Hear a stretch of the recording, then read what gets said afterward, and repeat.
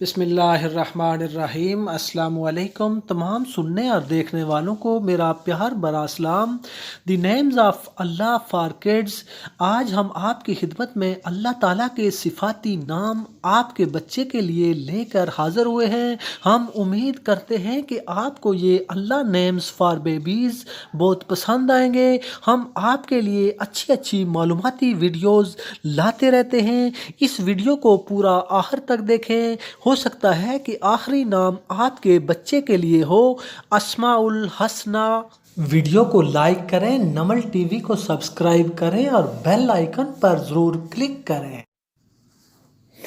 الرحیم معنی نہایت رحم والا، دی آل مرسیفل۔ اللہ تعالیٰ کا صفاتی نام۔ آپ کے بچے کے لیے نام عبد الرحیم معنی رحیم کا بندہ، یعنی اللہ تعالیٰ کا بندہ۔ صرف رحیم نام رکھنا درست نہیں ہے۔ الرحمن معنی بہت مہربان۔ اللہ تعالیٰ کا صفاتی نام دی آل کمپیشنیٹ۔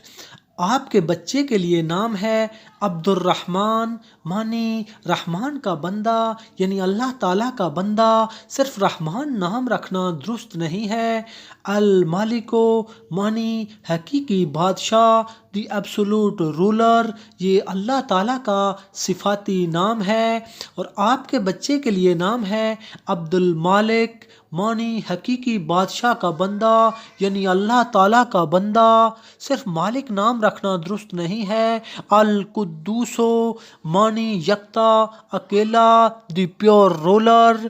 اللہ تعالیٰ کا صفاتی نام ہے اور آپ کے بچے کے لیے نام ہے عبد القدوس معنی قدوس کا بندہ، یعنی اللہ تعالیٰ کا بندہ۔ صرف قدوس نام رکھنا درست نہیں ہے۔